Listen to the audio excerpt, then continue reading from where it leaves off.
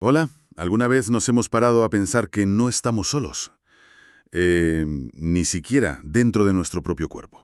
Es curioso, ¿verdad? Sí, albergamos billones, pero billones de microorganismos, muchísimos más que nuestras propias células. Y ojo, no son simples ocupas, ¿eh? Que va. Son parte esencial, fundamental, de lo que somos. Totalmente de acuerdo. Hoy vamos a hacer una inmersión profunda en este universo microscópico, la microbiota. Mm, Y no hablamos solo de la del intestino, que bueno, parece que se lleva toda la fama, sí, es la más conocida. pero está en nuestra piel, en los pulmones. Vamos en casi todas partes. Vamos a explorar qué es, por qué es tan importante y qué pasa cuando se desequilibra. Eso es. Nos hemos basado en un montón de material interesante. Artículos científicos, enciclopedias, hasta, fíjate, un protocolo hospitalario. Sí, fuentes muy variadas para tener una visión completa. La misión de hoy es entender bien este ecosistema. ¿Qué es la microbiota exactamente? ¿Por qué nos importa tanto para la salud? ¿Qué es eso de la disbiosis, ese desequilibrio del que se oye hablar tanto? Ujú. Y, sobre todo, ¿podemos hacer algo para cuidarla? Tanto por dentro como por fuera. Incluso tocaremos temas, bueno, sorprendentes como el trasplante de microbiota fecal. Un tema fascinante, sí. Pues empezamos. Venga. Pues a ver, para entendernos bien, la microbiota es esa comunidad de seres vivos microscópicos, Ajá, bacterias, virus, hongos, arqueas, que viven con nosotros en nuestro cuerpo. ok. Y es importante, como decías, no confundirla con el microbioma. El microbioma sería más bien como el conjunto de todos sus genes, ¿vale? Ok. El catálogo genético. Entendido. O sea, microbiota son los bichitos, microbioma sus genes. Y no es solo la flora intestinal de toda la vida. Para nada, para nada. Está en el tracto digestivo, claro, es donde más hay, pero también coloniza la piel, la boca, las vías respiratorias, la zona urogenital, Vamos, cualquier sitio que conecte con el exterior. básicamente. Cualquier superficie. Y eso conecta con una idea que me parece potentísima, la he leído por ahí, el concepto de holobionte, Ah, sí, es muy interesante. que no somos solo humanos, sino una especie de superorganismo, formado por nuestras células y las de todos estos microbios, ¿no? Evolucionando juntos. Exacto. Somos un ecosistema andante, tal cual. Y como en cualquier ecosistema, pues hay distintas relaciones. Claro. Algunas son de mutualismo, donde ambos salimos ganando. Ellos tienen casa y comida y a cambio nos ayudan a digerir, producen vitaminas. Ajá. La llamada flora normal es esa microbiota esperada que no causa enfermedad e incluso nos beneficia. Y supongo que, como en la naturaleza, la diversidad es buena, ¿no? Tener muchos tipos distintos de habitantes. Fundamental. Una microbiota diversa es más fuerte, más resiliente. Más estable. Exacto. Si un tipo de bacteria beneficiosa falla, por lo que sea, otras pueden suplir su función. Es como comparar un bosque diverso con un monocultivo, ¿verdad? Sí, claro. El bosque resiste mejor. Pues igual, la pérdida de diversidad, de hecho, es una de las señales de alarma de la disbiosis, de ese desequilibrio del que hablaremos más tarde. Vale, perfecto. Vayamos entonces al intestino, que es como la capital de este mundo microbiano. ¿Cómo se forma esa comunidad tan compleja? ¿Desde cuándo la tenemos? Pues es un proceso increíble, fíjate. Empieza casi antes de nacer. Ya hay señales en el útero. Pero el momento clave es el parto. Ah, el tipo de parto influye. Muchísimo. Un parto vaginal expone al bebé a la microbiota vaginal y fecal de la madre. Es como la primera siembra, crucial. Entiendo. La lactancia materna es otro factor clave. Favorece mucho el crecimiento de bifidobacterias, que son súper importantes en los primeros meses. ¿Y qué pasa si el nacimiento es por cesárea, o se alimenta con fórmula, o si se toman antibióticos de pequeño, que a veces pasa? Pues todo eso deja huella, claro. La cesárea implica una colonización inicial distinta, más de microbios de la piel, del ambiente del hospital. Diferente. Sí, las fórmulas infantiles, aunque han mejorado un montón, no replican la complejidad de la leche materna y su efecto prebiótico natural. Y los antibióticos. Bueno, los antibióticos en la infancia pueden tener un impacto muy fuerte. Me imagino. A veces barren indiscriminadamente y la diversidad puede tardar mucho en recuperarse. Incluso, fíjate, tener hermanos o mascotas influye. Aumenta la variedad de microbios a la que nos exponemos. Qué curioso. ¿Y cuándo se considera que esa microbiota intestinal está ya, digamos, madura? Pues más o menos hacia los 3 años de edad. La composición ya se parece bastante a la de un adulto. Ah, ¿tan pronto? Sí. Predominan dos grandes grupos, dos filos, Bacteroidetes y Firmicutes. Pero ojo, que sigue habiendo cambios y ajustes hasta la adolescencia e incluso después. Es un ecosistema vivo, muy dinámico. Y una vez que está establecida, ¿es estable o cambia fácilmente? Si viajo, si cambio la dieta. Tiene una capacidad de resistencia, de resiliencia notable.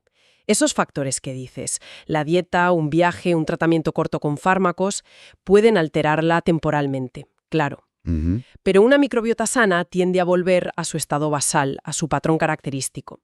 Esa capacidad de recuperarse es, de hecho, un buen indicador de salud intestinal. Se habla a veces de enterotipos, como si hubiera distintos tipos generales de microbiota intestinal en la población. ¿Qué hay de cierto en eso? Sí, es un concepto que surgió hace unos años. Se observaron ciertos patrones generales en la composición, simplificando mucho, Sí, sí. Se describieron como 3 tendencias principales. Una más asociada a dietas occidentales, ricas en grasa y proteína animal, donde dominaba bacteroides. Otra más ligada a dietas ricas en fibra, carbohidratos complejos, con más prebotela. Y una tercera más variable. ¿Y la dieta sería el factor clave? Parece que la dieta a largo plazo es el factor principal que moldea estos patrones generales, sí. Aunque bueno, es un concepto que sigue investigándose y se está matizando bastante. No es tan simple como 3 cajas separadas. Entiendo. Y más allá de quién vive ahí, ¿cuáles son sus funciones clave? ¿Por qué son tan importantes estos microbios intestinales? Son vitales. Hacen un montón de cosas. Por un lado, la nutrición. Ajá, Fermentan componentes de la dieta que nosotros no podemos digerir, la fibra, por ejemplo. claro. Y al fermentarla, producen sustancias súper importantes como los ácidos grasos de cadena corta, los AGCC. Los AGCC. He oído hablar de ellos. Sí, uno de ellos, el butirato, es fundamental. Es el combustible preferido de las células del colon. Las mantiene sanas. Además, sintetizan vitaminas como la K y algunas del grupo B. O sea que nos ayudan a sacar más partido a lo que comemos, básicamente. Exacto. Y luego está su papel crucial, en la inmunidad. En las defensas. Sí, la microbiota educa a nuestro sistema inmunitario desde que nacemos. Es como un entrenamiento constante. ¿Cómo que lo educa? Le enseña a diferenciar entre lo que es propio y lo que es ajeno, entre microorganismos amigos, los comensales, y los enemigos, los patógenos. Ayuda a desarrollar la tolerancia para que no reaccionemos contra cosas inofensivas, como los alimentos. Ah, claro. Y fortalece la barrera intestinal, para que no se cuelen intrusos al torrente sanguíneo. Es un diálogo constante entre los microbios y nuestras células inmunes. ¡Qué pasada! Y luego está el famoso eje intestino-cerebro. ¿De verdad influyen en cómo pensamos o nos sentimos? Suena casi a ciencia ficción. Pues cada vez hay más evidencia de que sí, de que esa conexión es real y muy importante. ¿Cómo? Bueno, por varias vías. Producen esos AGC que mencionamos y estos pueden viajar por la sangre e influir en hormonas que regulan el apetito, como la GLP-1, o el metabolismo de la glucosa. Participan también en el metabolismo de los ácidos biliares, que resulta que no solo sirven para digerir grasas, sino que también actúan como moléculas señalizadoras en el cuerpo. Interesante. Y lo más alucinante, quizá, pueden producir o influir en la producción de neurotransmisores, Neurotransmisores. como la serotonina. Exacto.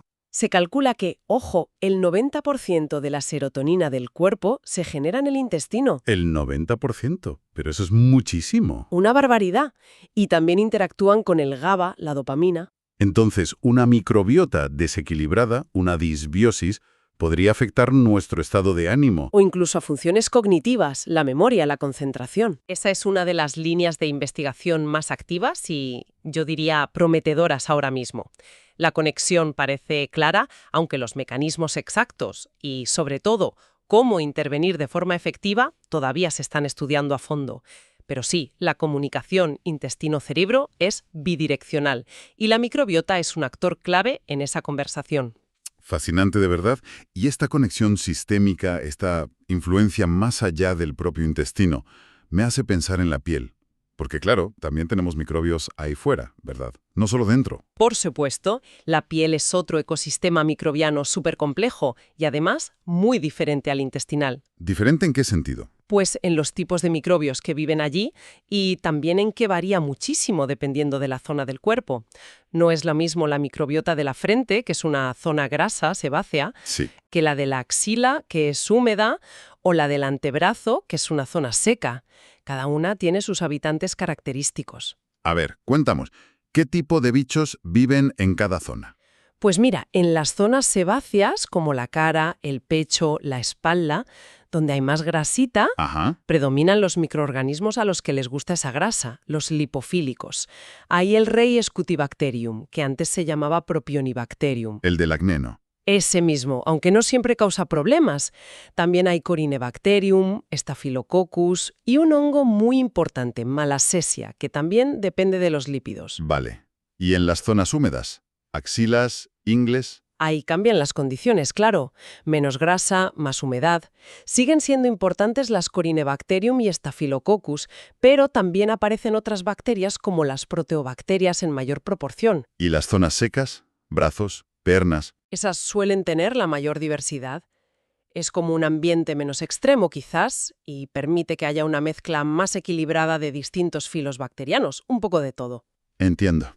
Y ojo, que no solo hay bacterias y hongos, también tenemos ácaros microscópicos como los Demodex, viviendo tranquilamente en los folículos pilosos y las glándulas sebáceas. Ácaros. Sí.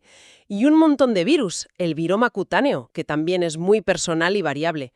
Un auténtico zoo en miniatura, como decías. Increíble. ¿Y esta microbiota de la piel también cambia con la edad, como la del intestino? Sí, totalmente. Al nacer, el pH de la piel es más neutro. Luego, en la infancia, se va acidificando, se desarrolla el manto ácido, y eso ayuda a seleccionar a los microbios buenos, a los residentes habituales. Vale. En la pubertad, con el boom hormonal, aumenta la producción de sebo, y eso favorece a los lipofílicos, como Cutibacterium magnes, y por eso el acné es más común en esa etapa. Claro. Y en la vejez, pues como pasa en el intestino, suele disminuir la diversidad microbiana en la piel también. ¿Y cumplen alguna función protectora? ¿Son como un escudo? Claro que sí. Son nuestra primera línea de defensa contra el exterior. ¿Cómo? Pues mira, un ejemplo clarísimo es Staphylococcus epidermides. Es superabundante en la piel sana, más del 90% de la microbiota aeróbica, y es un guardián increíble. ¿Qué hace? Produce sustancias bacteriocinas que matan o inhiben el crecimiento de patógenos como Staphylococcus aureus, el que causa infecciones más graves. Ah, mira qué bien. También produce ácido succínico, que inhibe a C. agnes, y además modula la respuesta inmune de la piel. Ayuda a controlar la inflamación. Otros, como algunas cepas de C. agnes, aunque a veces nos den problemas, también producen ácido propiónico, que ayuda a mantener el pH ácido de la piel. Y eso es protector. O sea que compiten con los malos y crean un ambiente hostil para ellos. Exacto. Compiten por el sitio, por los nutrientes, producen péptidos antimicrobianos. Son un escudo vivo fundamental para la salud de la piel. Entendido. Hemos hablado mucho de equilibrio, de esa convivencia beneficiosa que, creo, se llama eubiosis. Eso es, eubiosis. Pero, ¿qué pasa cuando se rompe ese equilibrio? Háblanos de la disbiosis. Pues la disbiosis es básicamente eso, la pérdida del equilibrio saludable. La eubiosis es el estado deseable, de beneficio mutuo. La disbiosis es cuando ese ecosistema se altera. ¿Y cómo se altera? ¿Qué significa exactamente? Puede significar varias cosas. Cambios en las cantidades de los distintos microbios, que algunos crezcan demasiado y otros disminuyan, una pérdida general de diversidad, que es muy importante, o un aumento de ciertos microorganismos que normalmente son comensales, viven ahí sin dar problemas, pero que en ciertas condiciones pueden volverse patógenos o problemáticos. A estos los llamamos patobiontes. Patobiontes, vale. ¿Y qué puede causar esa pérdida de equilibrio? ¿Por qué ocurre la disbiosis en primer lugar? Pues hay varios culpables bastante claros en nuestro estilo de vida moderno, la verdad. ¿Por ejemplo? Los antibióticos son un ejemplo paradigmático. Son herramientas médicas súper importantes y necesarias, no hay duda. Claro. Pero a menudo actúan como una bomba atómica sobre la microbiota. Arrasan con muchas bacterias, no solo las que causan la infección. El daño colateral. Exacto. y la recuperación puede ser lenta, a veces incompleta. Se puede perder diversidad a largo plazo, además favorecen la selección de cepas resistentes y el sobrecrecimiento de otros microbios que no son sensibles al antibiótico, como los hongos tipo cándida. Ya. La típica candidiasis posantibiótico. Esa misma. Y el impacto es especialmente fuerte si la exposición a antibióticos ocurre en la primera infancia, cuando la microbiota aún se está estableciendo. La dieta, imagino, también jugará un papel importante. Fundamental. El cambio que hemos visto en las últimas décadas hacia dietas más procesadas, pobres en fibra, ricas en azúcares simples y grasas de baja calidad, eso ha tenido un impacto enorme en nuestra microbiota. Comparado con dietas más tradicionales. ¿Sí? Dietas más tradicionales, basadas en plantas, alimentos integrales, fermentados, suelen asociarse a una microbiota más diversa y rica en bacterias beneficiosas. Esto se relaciona con lo que comentábamos antes de los enterotipos. Claro. ¿Y qué hay de eso que se dice a veces de la hipótesis de la higiene? Que nos hemos vuelto demasiado limpios y eso nos perjudica.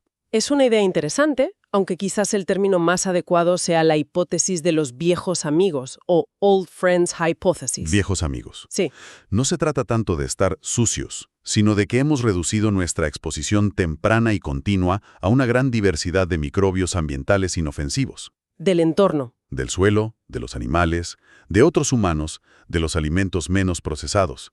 Esa exposición parece ser clave para entrenar correctamente a nuestro sistema inmunitario en desarrollo, para que aprenda a tolerar y a no sobrereaccionar. Entiendo. Y claro, el aumento de las cesáreas, como dijéramos, también influye en esa transmisión inicial de microbios de la madre al hijo, que es una forma natural de exponernos a esos viejos amigos. Vale.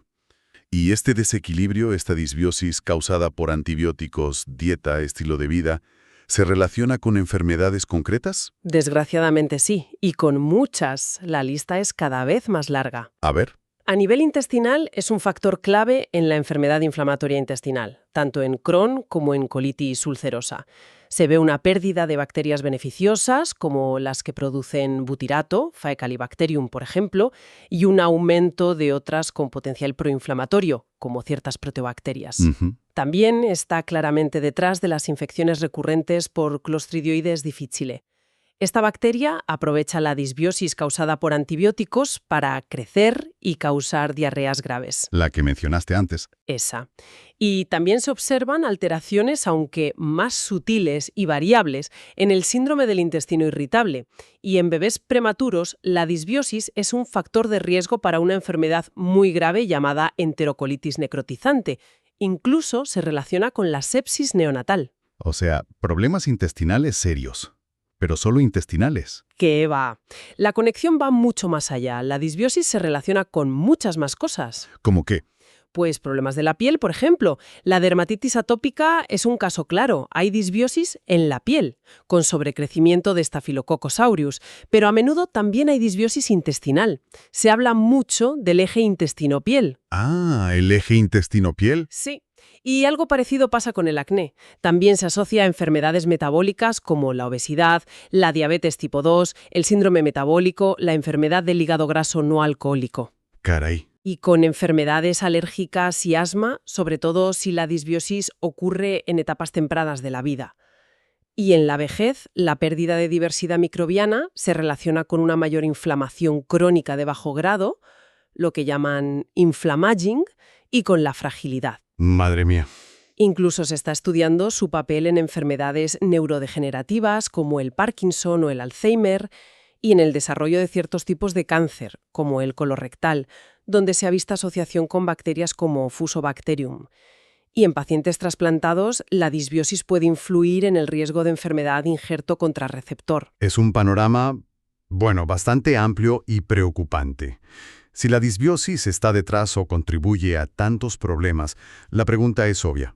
¿Podemos hacer algo para restaurar el equilibrio? ¿Para volver a la eubiosis? Esa es la gran pregunta, claro. Y es donde entra todo el campo de las intervenciones sobre la microbiota, que está en plena ebullición. ¿Qué tipo de intervenciones? Pues las herramientas más conocidas y usadas son los probióticos. Los yogures y demás. Bueno, los probióticos van más allá de los yogures fermentados. La definición oficial de la FAO-OMS es Microorganismos vivos, que cuando se administran en cantidades adecuadas confieren un beneficio para la salud del hospedador. Vale. Microorganismos vivos, cantidad adecuada y beneficio demostrado. Esos son los 3 pilares. Y aquí hay un punto crucial. Crucial. Los efectos son específicos de la cepa. De la cepa. Sí, no vale decir un lactobacilo o una bifidobacteria. Hay que saber exactamente qué cepa es con nombre y apellidos, por ejemplo, Lacticacibacillus rhamnosus GG, que antes era Lactobacillus, o Saccharomyces boulardii NCMI I745, que es una levadura. Entiendo, no son intercambiables. Para nada. Cada cepa tiene que demostrar su eficacia para una condición de salud específica en estudios clínicos rigurosos.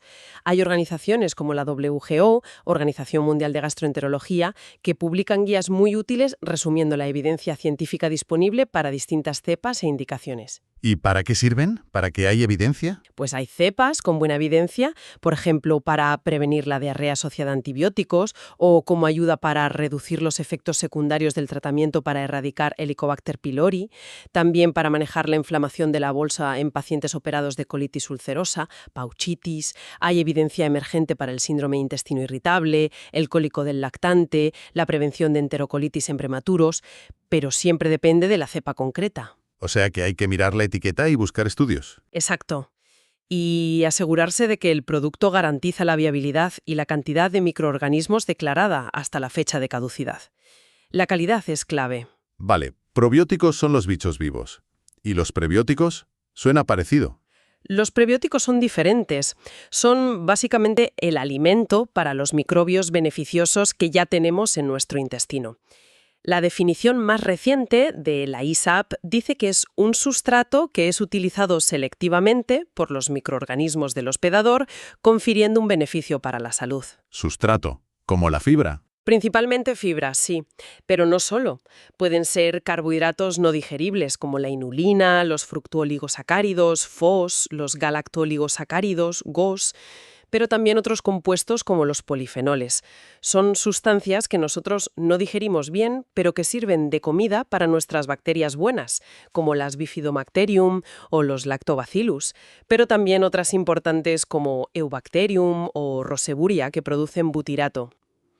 Entonces, ¿los prebióticos serían como echar fertilizante a nuestro jardín microbiano interior para que crezcan las plantas buenas? Esa es una buena analogía, sí. Estimulan el crecimiento o la actividad de las bacterias beneficiosas que ya residen allí. Los encontramos de forma natural en alimentos como el ajo, la cebolla, los puerros, las alcachofas, los espárragos, los plátanos poco maduros, las legumbres. Alimentos saludables. Efectivamente. Y luego están los simbióticos. Simbióticos, eso ya... Es la combinación de probióticos y prebióticos en un mismo producto. Vale. Pueden ser simplemente una mezcla, donde cada componente actúa por su lado, se llaman complementarios, o pueden estar diseñados específicamente para que el probiótico administrado utilice preferentemente el prebiótico que lo acompaña. Se llaman sinérgicos. La idea es potenciar el efecto. Interesante. Probióticos, prebióticos, simbióticos. Y luego está esa opción más radical que mencionaste al principio, el trasplante de microbiota fecal, TMF. Suena intenso. Lo es, sí. Es un procedimiento más complejo, pero puede ser increíblemente efectivo en situaciones muy concretas. ¿En qué consiste exactamente? Consiste literalmente en transferir la comunidad microbiana intestinal completa o una parte significativa de ella de un donante sano a un paciente que tiene una disbiosis grave. Se transfieren heces procesadas de un donante. Heces de otra persona. Sí. Suena fuerte, pero piensa que estás trasplantando un ecosistema completo. Su indicación principal, y donde ha demostrado un éxito espectacular con tasas de curación del 90% o más... 90%. Sí, una barbaridad. Es en la infección recurrente por Clostridioides difficile, esa bacteria que causa diarreas graves, sobre todo después de tomar antibióticos, y que a veces se vuelve muy difícil de eliminar, con recaídas constantes. Entiendo. Para esos casos resistentes. Exacto. También para casos refractarios al tratamiento antibiótico estándar. Ahí el TMF ha cambiado el panorama. ¿Y cómo se hace eso de forma segura? Me imagino que no es trivial elegir al donante y preparar la muestra. En absoluto. Requiere protocolos muy, muy estrictos, como los que se describen, por ejemplo, en el protocolo del Hospital Son Spaces que consultamos. ¿Qué implican? Implica una selección súper rigurosa del donante. Cuestionarios exhaustivos sobre su salud, estilo de vida, viajes, medicación. Criterios de exclusión muy estrictos para descartar cualquier enfermedad infecciosa, gastrointestinal, autoinmune, metabólica, neurológica. Vamos, que tiene que estar sanísimo. Sanísimo y comprobado. Se hacen análisis muy completos de sangre y heces al donante para descartar patógenos, bacterias, virus, parásitos, hongos. La muestra del donante se procesa en el laboratorio en condiciones de bioseguridad nivel 2, se puede usar fresca o congelada. ¿Y cómo se administra el paciente? Normalmente se administra durante una colonoscopía para depositar la microbiota directamente en el colon. A veces también por sonda nasogástrica o en cápsulas, aunque la colonoscopía parece ser la vía más eficaz para el C. difficile. Antes, el paciente suele recibir antibióticos para eliminar el C. difficile y un lavado intestinal para preparar el colon. Un proceso complejo. Sí, requiere un equipo coordinado y experiencia. Y después se hace un seguimiento del paciente. ¿Y se usa o se investiga para otras cosas aparte del C. difficile? Mencionaste antes la enfermedad inflamatoria intestinal, el SI. Se está investigando muchísimo, sí, para colitis ulcerosa, para Crohn, para el síndrome de intestino irritable, incluso para obesidad, síndrome metabólico, algunas enfermedades hepáticas, autismo, Parkinson. Hay resultados preliminares prometedores en algunos casos, pero todavía está mayormente en fase experimental para esas otras indicaciones. O sea que aún falta evidencia sólida. Falta más investigación, ensayos clínicos bien diseñados y grandes para confirmar la eficacia y la seguridad a largo plazo para esas otras condiciones. La única indicación clínica bien establecida y aprobada en muchos sitios hoy por hoy es la infección por C. difficile recurrente o refractaria. Queda claro entonces que somos mucho más que nuestras células humanas, somos auténticos ecosistemas andantes, holobiontes, como decías. Exacto. Y nuestra salud depende íntimamente de ese equilibrio microbiano, tanto dentro en el intestino como fuera, en la piel. Es fascinante. Sin duda. La diversidad microbiana es clave para esa resiliencia, para esa salud. Y nuestro estilo de vida moderno, con el uso a veces excesivo de antibióticos, las dietas pobres en fibra y muy procesadas, el estrés, todo eso pone constantemente en jaque ese equilibrio. Sí. Las intervenciones que hemos comentado, probióticos, prebióticos, TMF, son herramientas con potencial. Pero insisto mucho en esto. Necesitan especificidad, la cepa correcta, el prebiótico adecuado y sobre todo evidencia científica sólida detrás para cada indicación. No hay soluciones mágicas universales. Y esto me lleva a una última reflexión, casi una pregunta para darle una vuelta. Si estos microbios que viven con nosotros influyen de forma tan profunda en nuestra inmunidad, nuestro metabolismo, incluso nuestro estado de ánimo y comportamiento, ¿no deberíamos replantearnos radicalmente nuestra visión de la salud y la medicina? Es una buena pregunta. Quizás el futuro no esté tanto en la idea de matar gérmenes a toda costa, sino más bien en aprender a cultivar, a cuidar activamente nuestros jardines microbianos internos y externos. ¿No sería esa una forma de promover una salud más integral, más resiliente y duradera? Desde luego, apunta a un cambio de paradigma muy interesante. Pensar más en modular, en equilibrar, que solo en eliminar.